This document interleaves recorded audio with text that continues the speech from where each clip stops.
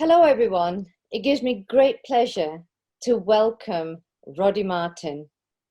Roddy Martin is an expert in supply chain thinking. Globally, he has created a massive impact on industries worldwide with his supply chain thinking, particularly on this idea that businesses need to shift their focus from an inside out perspective to an outside in perspective and the impact that that actually has on supply chain planning. So let me tell you a little bit about Roddy Martin. Not only have we been, I've had the good fortune of working with Roddy for many years now, and particularly share stages in Vegas, of all things. But let me tell you a little brief history of Roddy Martin. Roddy Martin is now the Chief Engineer or Chief Digital Transformation Officer at Tracelink. He also was the Chief Engineer at SAB Miller, and before that he was the Senior Vice President at Gartner AMR, and he's also been a partner at Accenture. He's had an amazing career, and the contribution of his work has been plentiful. So I'm absolutely delighted. Hi, Roddy. Thank you for joining us here in this In Conversation series. So what I want to begin with, Roddy, is to ask you, you've had a really amazing career in supply chain, helped shape the thinking of many organizations from this idea about having an outside-in view.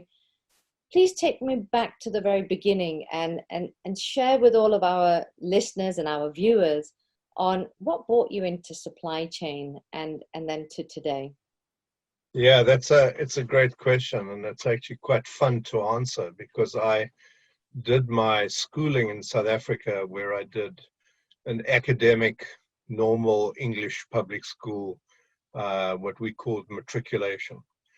Had nothing to do with any technology, nothing to do with supply chain, nothing to do with business. And my father said to me, he said, "Hey, you know what? You never know what's going to happen in South Africa. I think you should go and do a trade.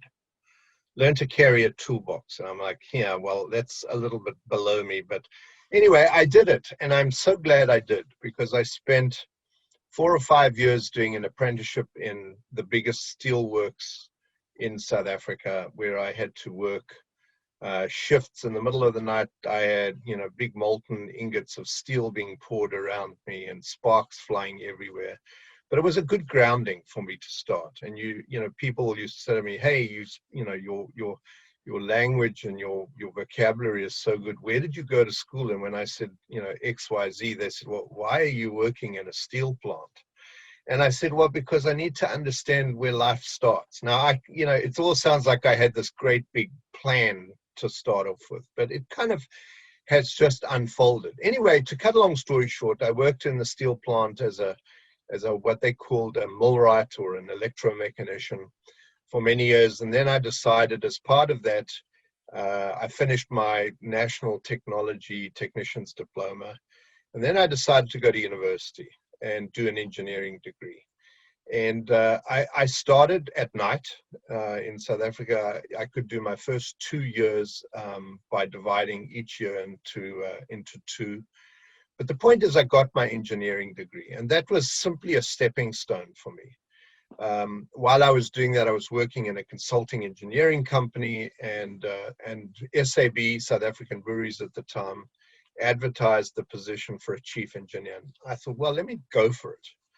And everybody said, "Oh man, who's going to apply for that? It's going to be all the, hobnobs in South Africa." Anyway, to cut a long story short, I got the job. And I think that was my entry into the world of operations, manufacturing, and supply chain, because one of the focus areas at that time was Graham Mackay, the belated Graham Mackay was the CEO. And he said, by the year 2000, South African breweries will be in the top 5 brewers in the world by any measure. And at that point in time, we were number 25.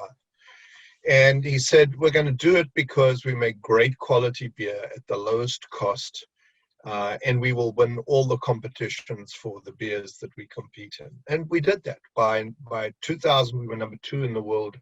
And the rest is kind of history, because from then he bought Miller and Coors, and now it's part of Interbrew, and it's the one big group brewing conglomerate. And, sadly, Graham Mackay is not around to see that.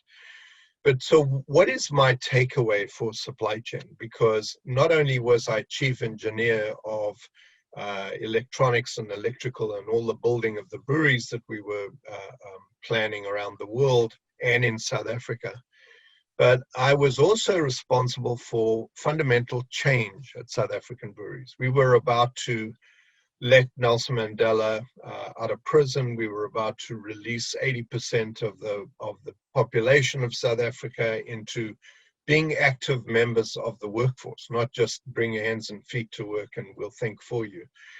And that was, I would say, probably the biggest eye-opener, because we realized that to get to number 5, to be in the top 5 by 2000, every single person in the business had to understand exactly what their role was, irrespective whether you were brought the post around, the mail around, or whether you were an engineer, or whether you were writing software. And that was a big wake-up call in terms of the importance of culture and the importance of role clarification and, what we in the United States, and I think in Europe, call RACI, roles and accountabilities matrices. And anyway, I led the program with Graham Mackay and a woman called Pat McClagan, who I think you've met. And we basically, the fundamental culture of South African Breweries changed. It became very goal-directed, focused, care for everybody, great culture, global, and that was exciting. And while we were doing that, I was also responsible for building the world-class manufacturing strategy, which is based on Agile, where I read all of Martin Christopher's books and the Cranfield stuff. But the long and the short of that part of the journey was realizing that if you wanted a product on the shelf that was going to be, top quality, beat our competitors, it had to be available. It had to be on time in full, perfect order. In other words, no scuffed labels, skewed labels, different full heights. And so it was at that point in time that I really capitalized on, if you're going to meet the customer's demand, you have to produce product supply reliably. And I would say that that has moved as a consistent theme through all of my career. So as I came over to the United States to lead research and build a manufacturing operations focused practice on supply chain, that was the dominant theme. It was, without reliable product supply, agile and available, you can't have a demand-driven supply chain. And that's exactly what I did. So I came up with the 5-stage maturity model, which was, how do you evolve to this end-to-end capability? Because you don't wake up one day and just decide you're going to be, a end-to-end driven by the customer and the network. It's also where I woke up to working with Procter & Gamble, who were driven by their 2 moments of truth. The first moment of truth being products there. Second is, I understand why consumers use my products. And I would say that those 4 things, demand driven from inside out to outside in, the 5-stage maturity model journey, and just understanding what needs to change in an organization have been pivotal throughout my career, through AMR, through Gartner, through my work that I did with Accenture as a subject matter expert for various manufacturing, CPG, life sciences, pharmaceutical companies, all the way to now. And in that process, I came across Tracelink, and I was an analyst at the time. I loved the idea that Tracelink had built a supplier collaboration application on the cloud. They were the very early days of Tracelink, so less than 15 people, less than $15 million. I loved being a board member, not a working for the company. And then I went on and I did Oracle. I led the introduction of Oracle's,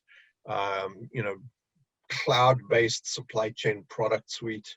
Then went on to join, after Oracle joined, started up my own little consulting company. And then came the next big push. And the next big push was, I knocked on Tracelink's door, the CEO, Shabir Dodd. And Shabir said to me, he said, Roddy, you really understand supply chain. And we've built and we've cornered 80% of the serialization track and trace marketplace for pharmaceuticals. I'd like you to join us and help me transform the platform, the AWS platform we've created for track and trace, transform it into a supply chain platform. Now, when you think about it, as a supply chain person, it's pretty simple. I mean, you've got visibility of every uniquely serialized product. You watch it flow from all the way from contract manufacturer through brand owner, through distributors, wholesalers, to hospitals, into the patient's hands. That seems like, well, what else do you need for supply chain?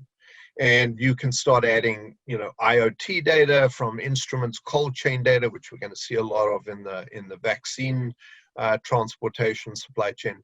But that's kind of where I got to where I am. And so what's my role today? My role in a way is to be the constructive challenger of supply chain strategies at a digital level inside of Tracelink. In other words, how do we harness digitalization? How do we harness the idea that even though you may have spent $1 billion on your ERP system, that's just digitizing your business model.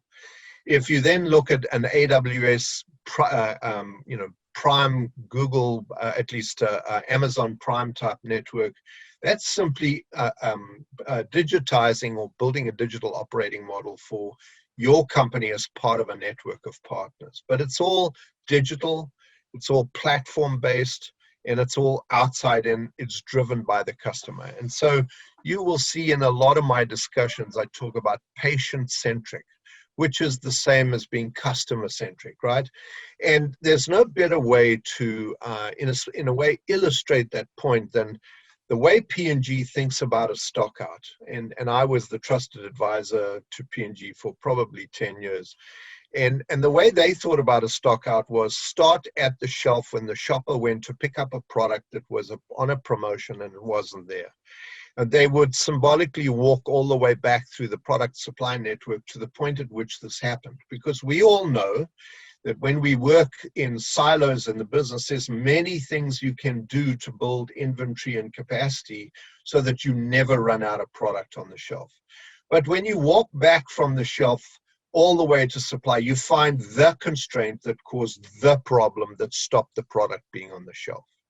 And again, that has heavily dominated my thinking. So when I joined at Tracelink as Chief Digital Transformation Officer, one of the first things that we spoke about was we need to come up with an agile supply chain credo. And that's where I had Hao Lee and John Gatorna and Martin Christopher and yourself all on a panel, and we spoke about what's changing in Agile. What does Agile mean when Martin Christopher sort of invented the term as part of flexibility in manufacturing, to Agile that we see now, where you're talking more about resilience than flexibility and not being exactly the same.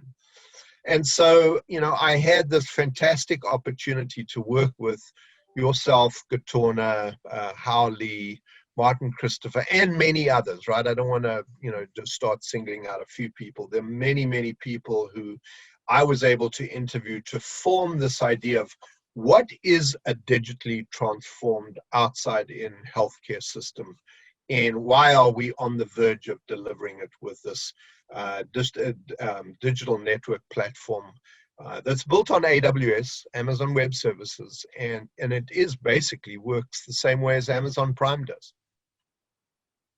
Fantastic. That's been great, Roddy. I mean, what a journey that you've been on, Roddy. And what would you say, based on, we've had a year which has been, like no other year, right? Supply chains around the world, businesses around the world have probably not ever anticipated the kind of impact that they have experienced this year. For some, the disruption has been a blessing, right? For emergency logistics services, and for some, it's been quite a positive disruptive innovation. But I know that you've also done a lot of work in the realm of resilience, like myself. And, we do live in a highly complex and ambiguous world. Tell me a little bit about where you think the greatest challenges are that supply chain professionals are facing today. It's a really good question, and I'm going to start off by saying, without naming any companies, but a COO who has a lot of experience in managing operations, big biotech companies, R&D, but he's a COO today of a global manufacturer, and they happen to be one of the world's biggest providers of plasma. And he said to me, Roddy, there's two things about this pandemic that I've learned. One is that in the case where it was an ash cloud or a volcano or a nuclear meltdown, we had a problem, we solved it, and in 2 years, we forgot about it. This one is different. This one roves from country to country. It pops up here and goes away there. It pops up somewhere else. And he said, that's one thing. I've had to flex every muscle in this company's portfolio of muscles in order to be a whole end-to-end supply chain. Great. We know that intuitively, you and I, as long-standing experts in supply chain. But the second point he made was even more telling. He said, what if I told you that we had, horrible less than 50% demand forecast accuracy on the downstream side? And I told you that we had, less than 50% supply network reliability and visibility on the upstream side. He said, try and plan in that scenario. And I think that's where it really drove home to me that one of the real key processes that we are trying to build capabilities in is integrated business planning. And it's not about bring your textbook and let's define the metrics and tell the executives have got to be there and put in AI and data and all the blah, blah. Yeah, that's all important. But the real essence of the challenge is I'm trying to balance the business with unpredictable demand and with unpredictable supply. I'm trying to come up with a plan that works without stopping the whole business. And I think that's why we're going to see a resurgence of continuous integrated business planning. It's not an event. It's not something that happens once a month or once a week or once a year. It's a continuous process. And I'm going to go to the point you made on the panel when you were present talking about this agile supply chain. And you said, well, why do we have risk management strategies that get written and put in the bottom drawer, and we only haul them out, dust them off, and say, let's update them when we have a crisis? John Chambers, the ex-CEO of Cisco, said, it needs to be live, it needs to be updated, it needs to be on the desk.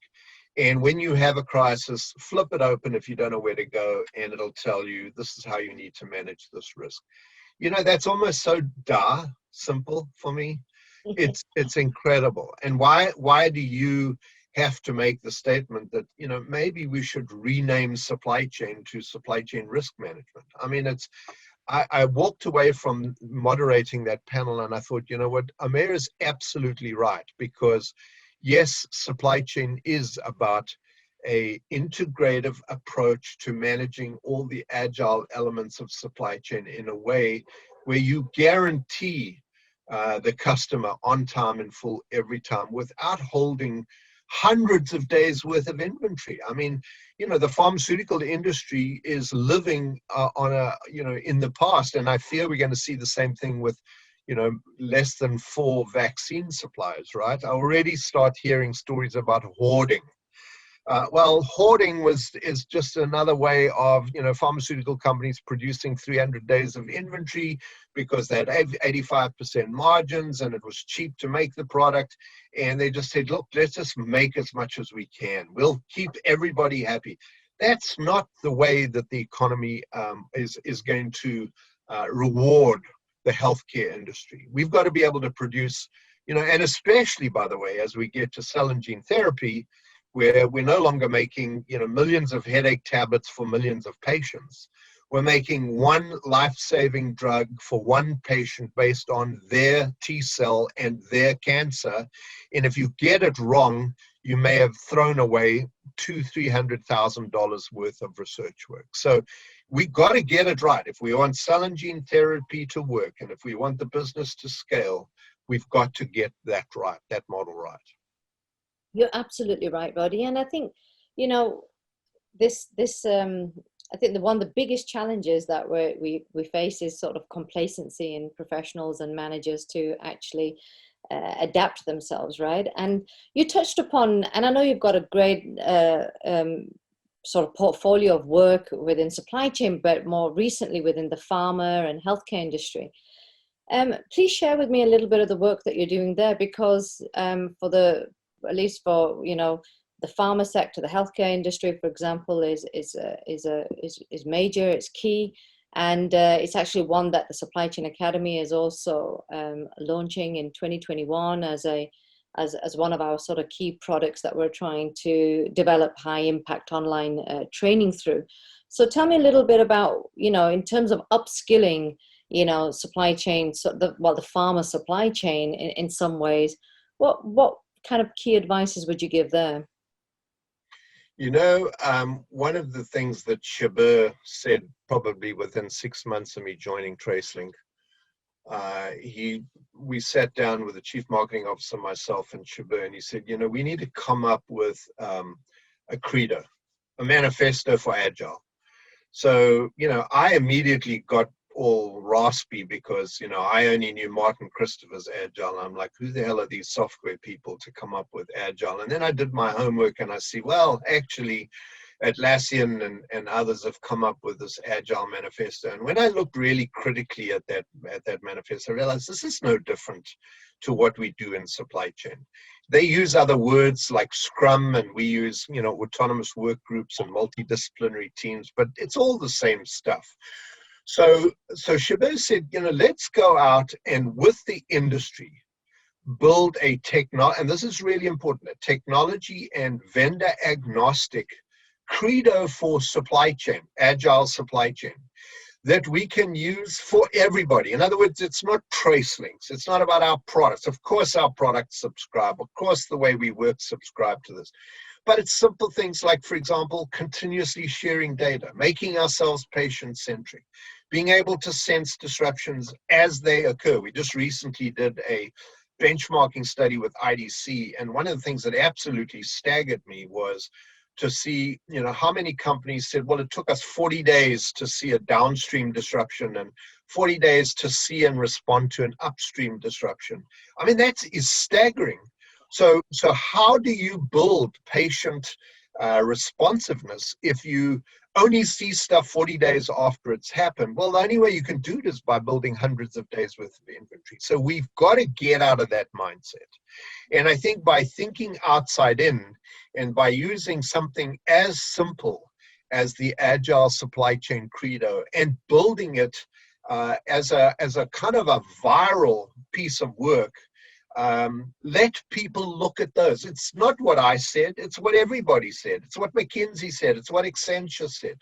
So I think, you know, that has been for me a cornerstone of now being able to deliver. Because if I walked into Tracelink and I said, you know, 300 days worth of inventory, that's wrong. We got to go to 10 days of inventory. Everyone's going to laugh at me. So, well, who the hell are you? You know, why should it suddenly change? Well, when you look at other industries that have, in a sense, flourished in an agile way, where they have days worth of inventory or weeks worth of inventory and haven't had to have hundreds of days worth of inventory, because they've been able to, and you've spoken to John Gatorna, outside in demand-driven segmentation.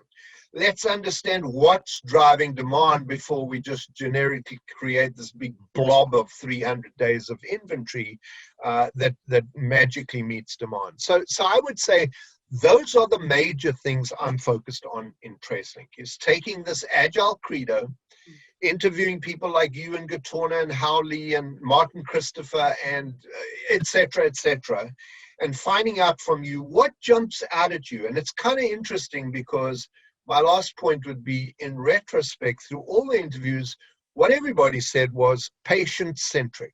And the pivot from supply-driven to demand-driven and patient-driven is going to be the biggest challenge that this healthcare system has to combine. Because most of them will tell you, I don't see anything beyond two people upstream or two people downstream.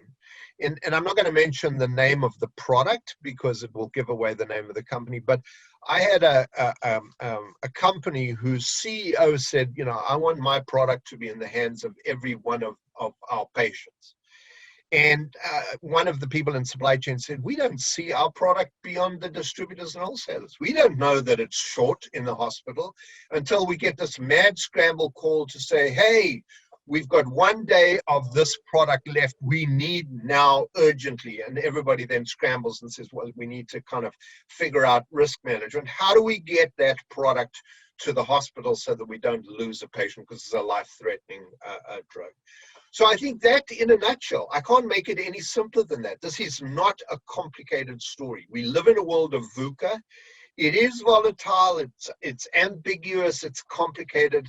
We can't stop that, but we've got to learn how to live in it. Yeah. Wow, that's been fascinating, Roddy. You're absolutely right. And I agree with you. We do live in a VUCA world and we will continue to do so. And I guess the successes will be those that can learn to adapt in this VUCA world. But more than even just adapting, it's about thriving in this VUCA world, right? Right. And it's those organizations that have the foresight and, they err on the side of caution and recognize that, the future is one that is very, very, very different and it is hugely complex. However, if we can just get the basics right, that's not complicated, right? And if we think about basics of supply chain thinking and management, we think about, the definition of agility as was proposed all those years ago, all those decades ago. If we can do that right, then we stand a very good chance to continue to thrive and develop more regenerative, sustainable supply chains in the future. So, Roddy, That's exciting. That's exciting. It is very exciting. I think that, to your point, and perhaps my last comment would be, the ability to see. So you were on the panel with Harley, and he made a big deal about actionable, visibility on steroids, hyper visibility. And I would say, marketing has got hold of the word visibility and they have completely raped it. Yeah. And the point being that it's not visibility that's wrong. Is the visibility real time, relevant, contextualized, and actionable? And if it's not, I'm not interested in it because unless it's going to impact my business, I don't want to know about it.